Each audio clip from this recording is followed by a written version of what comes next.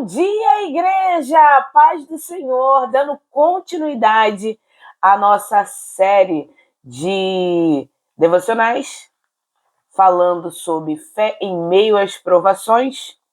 O tema de hoje é crer no impossível mesmo quando não há sinais. Fé quando tudo parece estar perdido. Uma ilustração, o tapeceiro invisível. Havia uma mulher que, depois de muitos sofrimentos, perdas, doenças, decepções, já não conseguia entender os propósitos de Deus em sua vida. Um dia, ela foi visitar uma velha amiga que fazia lindos tapetes à mão. Enquanto conversavam, a mulher olhou o verso do tapete e viu apenas fios emaranhados, cores sem sentidos e nós por todas as partes. Então disse, é assim que a vida está. Só vejo confusão e nada faz sentido. A amiga sorriu e, sem dizer nada, virou o tapete do outro lado. A mulher ficou maravilhada. Era uma linda imagem, cheia de harmonia, cor e propósito. A amiga então respondeu: você só estava olhando o tapete do lado errado. O lado de baixo é a nossa visão da vida, confusa, cheia de nós e de dores. Mas Deus está vendo do lado de cima. Ele é o nosso tapeceiro, que dá forma ao que ainda parece sem sentido. Quando tudo parece perdido, lembre-se de que Deus está tecendo algo que você ainda não pode ver. Aos nossos olhos, é confusão. Aos olhos dele, é propósito. Uma aplicação, Isaías 55, 8 e 9. Pois os meus pensamentos não são os pensamentos de vocês, nem os seus caminhos são os meus caminhos, declara o Senhor. Assim como os céus são mais altos do que a terra, também os meus caminhos são mais altos do que os seus caminhos, e os meus pensamentos mais altos do que os seus pensamentos. Gente, já de manhã assim, ó, eu tomando essa pedrada no meio do crânio. Obrigada, Senhor. Obrigada por essa palavra para mim, principalmente, que muitas das vezes enxergo o copo sempre meio vazio e nunca meio cheio. Lembre-se, Deus continua no controle, mesmo quando nada faz sentido. Deus não perde o governo da situação. Romanos 8, 28. Sabemos que Deus age em todas as coisas para o bem daqueles que o amam, dos que foram chamados de acordo com o seu propósito. Você não pode entender o porquê agora, mas confie no Senhor. Ele está escrevendo um propósito maior. O que parece o fim pode apenas ser o início de algo novo que está sendo preparado. Sempre permaneça em oração, mesmo sem forças. Muitas das vezes, o maior ato de fé é apenas continuar orando quando as palavras faltam. Romanos 8, 26.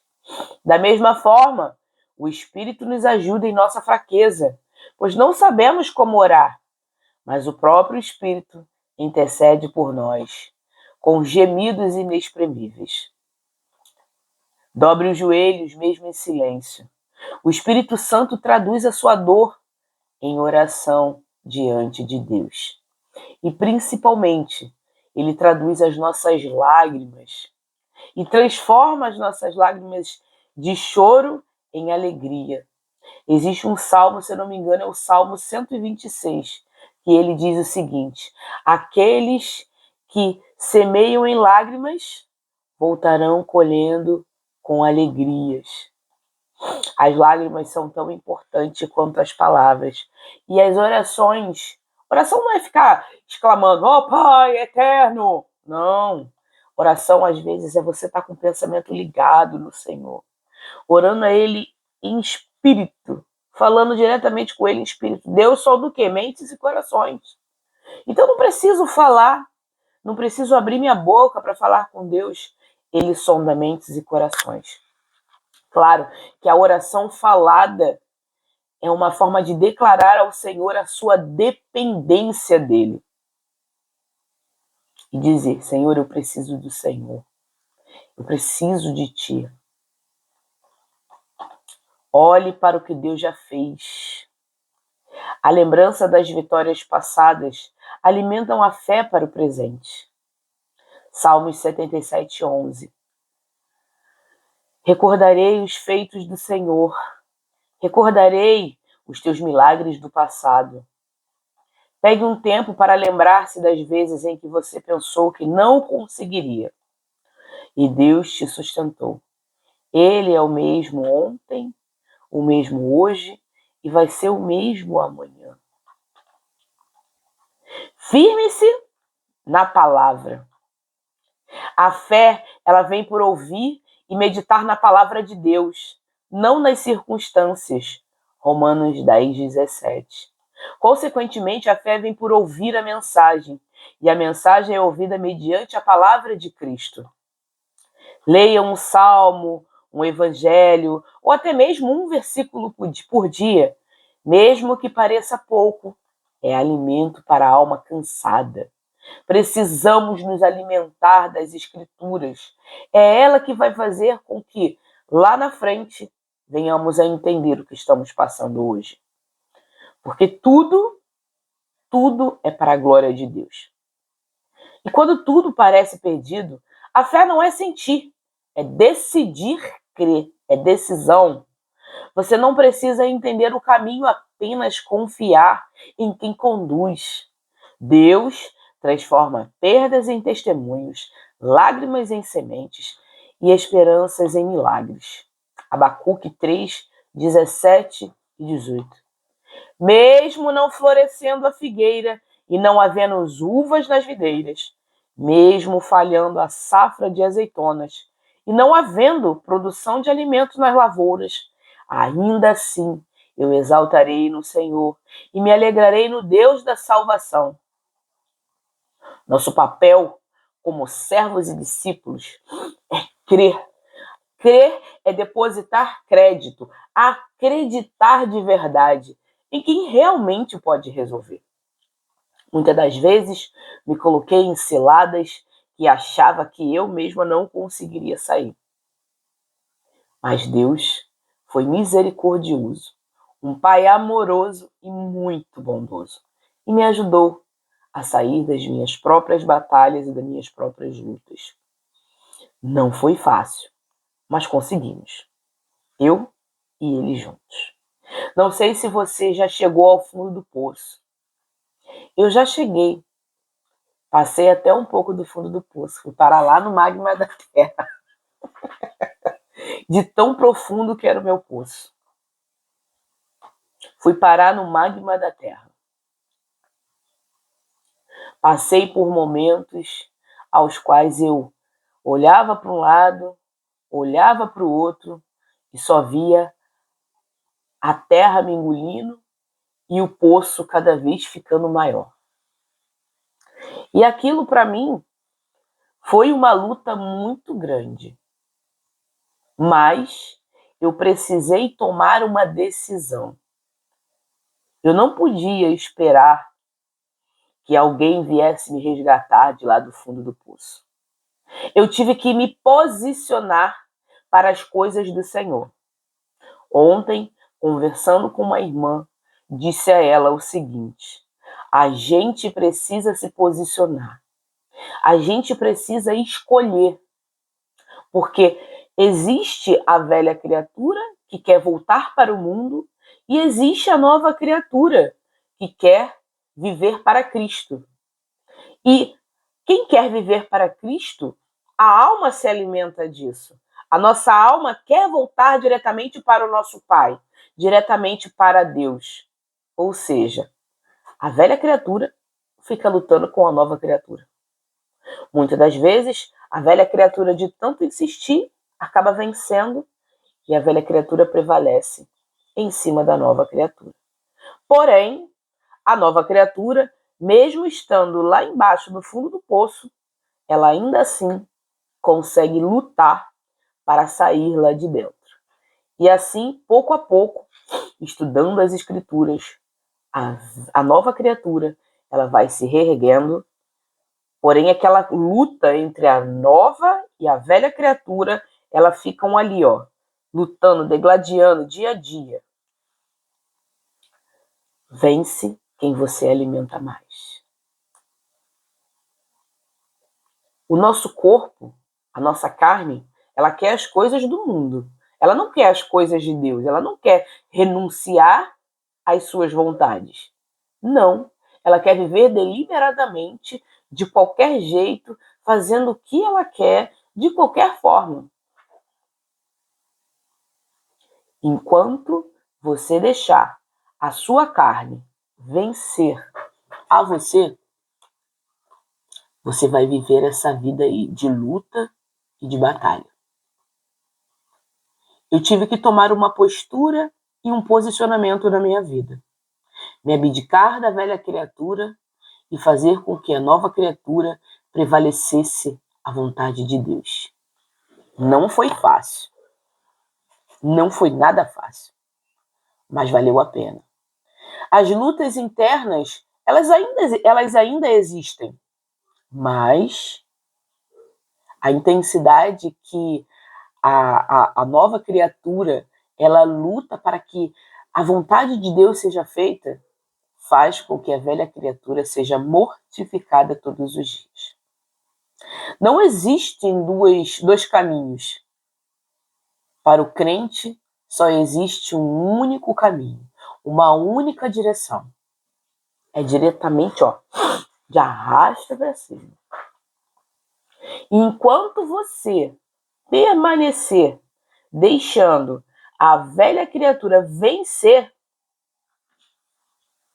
essa luta aí só vai te mortificar cada vez mais. Você vai ficar infeliz, você vai ficar insatisfeito, nada vai te agradar. Você vai continuar vivendo a sua vida vazia, sem um propósito. Deus tem um propósito para a minha e para a sua vida. Basta você acreditar, crer e se posicionar.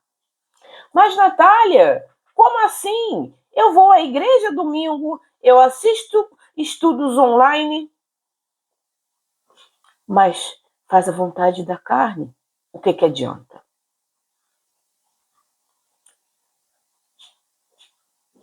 A vida do crente, ela precisa de postura, de posicionamento. Eu preciso me posicionar, fazer escolhas na minha vida para me direcionar ao reino. Antigamente, eu gostava de ir a carnaval. Me fantasiava toda, me arrumava toda, me emprequetava toda. E ia. Quando me tornei crente, o carnaval já não fazia mais sentido para eu estar lá. Mas a minha carne queria estar lá, sambando. Minha carne queria estar lá. Mas o meu espírito ficava entristecido todas as vezes que eu tentava. Eu ainda cheguei ainda, depois de convertida, eu ainda cheguei ainda. 2 anos. Mas a minha carne, ela mesmo se entristecia.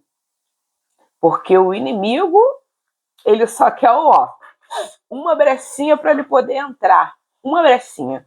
E ele via nisso uma brecha para ele se prevalecer na minha vida. E ele ficava lá, ó, na minha mente. Não é crente? Tá no carnaval, crente? Carnaval é festa da carne. Isso, vem pro carnaval. E o meu espírito, pelo amor de Deus, garota, não vai não. Fique em casa, pelo amor de Deus, vai buscar a palavra, vai ler a Bíblia. em todo momento. Era uma guerra íntima aqui dentro. Que eu ficava, se eu for no carnaval, ninguém vai saber. Ninguém precisa saber. Mas o que adianta? Você pode esconder do mundo, você pode esconder das pessoas, mas você não pode se esconder de Deus. Ele te conhece, Ele te fez. Podemos esconder tudo de todos, todo mundo, mas a gente não consegue esconder de Deus e de nós mesmos, porque nosso maior inimigo somos nós mesmos. Nossas escolhas, nossas falhas, nossos medos. Nossos maiores inimigos somos nós mesmos. Eu comigo mesma e você aí com você. As renúncias que fazemos não é fácil. Nada é fácil. Mas Jesus disse que não seria fácil. Jesus disse o quê? Que no mundo nós teríamos aflições. As aflições começam com os nossos desejos, quando temos que mortificar nossa vontade. Por isso, devemos manter a nossa fé e a leitura das Escrituras em dia, para aprendermos do próprio Cristo. Eu não imagino Cristo Jesus dentro de um carnaval, dentro de uma festa que não condiz com a fé. Não imagino. Assim como não condiz também para mim. Não é fácil renunciar, mas vale a pena. Vale a pena porque Cristo Jesus, ele vai se orgulhar e vai dar o selinho like pra gente. Vamos permanecer firme. Mesmo quando tudo parece não dar certo. Quando parece que tá tudo ali emaranhado. Vamos permanecer em fé. Hebreus capítulo 11, versículo 1. Ora, a fé é a certeza daquilo que esperamos e a prova das coisas que não vemos. Vamos estar direcionados quando colocarmos a fé, mesmo vendo tudo embolado, quando depositarmos a nossa fé em quem realmente pode nos ajudar, que é Cristo Jesus. Não dependurarmos nossa fé no nosso próprio entendimento. Romanos 4, 20 e 21. Mesmo sem motivos para ter esperança, Abraão, com fé, creu. Estamos plenamente convencidos de que Deus era poderoso para cumprir o que prometeu. Se Deus te prometeu algo, Ele vai cumprir. É Ele quem cumpre. Não precisa você se preocupar com as circunstâncias, com o que está acontecendo, com as pessoas. É Ele quem te guarda e cuida da sua vida. É o próprio Cristo, é o próprio Deus. Sua esperança não está no mundo, nem nas pessoas do mundo. Debruce sua esperança em quem realmente pode resolver. Marcos 5:36. Não tenha medo, somente creia. Você não precisa temer as circunstâncias, aos problemas, às pessoas, a falta de dinheiro, a falta de alimento, a falta de pessoas do seu lado. Creia somente. Crer é depositar crédito em quem nos chamou para servir. Se Cristo Jesus te chama para servi-lo, não tenha medo. Apenas creia, deposite crédito nele, porque o que falta, ele transborda. O que parece contrário, ele transforma. As portas fechadas, Ele abre. É Ele, Cristo Jesus, que faz o milagre na minha e na sua vida. Salmos 46, 10. Parem de lutar e saibam que eu sou Deus. Entenda de uma vez por todas quem é Deus na sua vida e Ele endireitará os seus caminhos. Ele transformará o choro em alegria, a fome em abundância. É Ele, é Deus. Conheça Deus, tenha intimidade com Ele. Não tem como as coisas darem errado quando confiamos em Deus. A fé verdadeira não depende das circunstâncias, mas da confiança no caráter de Deus. Abraão e outros heróis da fé creram antes de ver. Quando Deus se cala, é hora de confiar mais. Não baseie sua fé em resultados visíveis.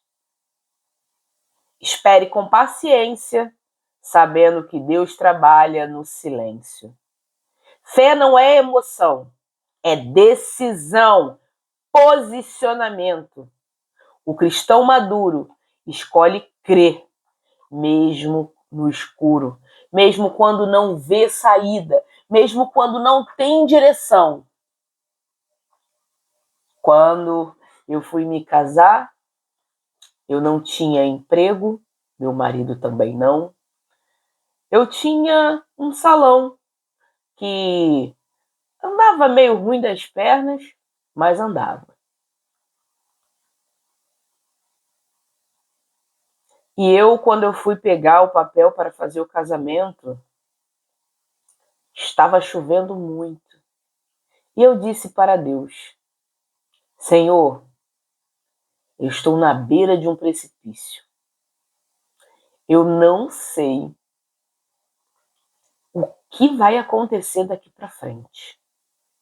Mas eu te peço, aonde eu colocar o meu pé, o Senhor coloca o meu chão. E essa foi a melhor decisão da minha vida. Solicitar a Deus que, aonde eu colocar o meu pé, que Ele coloque o meu chão. Deus, Ele não proveu com pouca coisa. Deus, Ele proveu com muito. Ele me abençoou com um emprego, abençoou meu marido com um emprego, abençoou-nos com uma casa hoje nossa própria, que não foi comprada, foi dada diretamente por Deus. Não falta nada na minha geladeira, não falta nada na minha despensa. Em tudo eu sou mais que vencedora e abençoada. Deposite a sua fé em Deus. E mesmo que você esteja na beira de um precipício, coloque o seu pé em oração, entregue ao Senhor e Ele colocará o chão para você pisar. Amém? Vamos orar? Paizinho amado e querido Deus, graças te damos por mais um dia que se chama hoje, Senhor. Graças te damos porque o Senhor nos mostra que a fé nós não precisamos ver para entender e para crer. Mesmo quando tudo parece um emaranhado de fios embolados. Para nossos olhos, está tudo embolado. Mas para o Senhor parece um tapete certinho, lisinho, bonito, com a imagem da tua glória. Pai, muito obrigada por nos mostrar que a fé, ela é para te agradar. A tua palavra mesmo diz que sem fé é impossível agradar a Deus.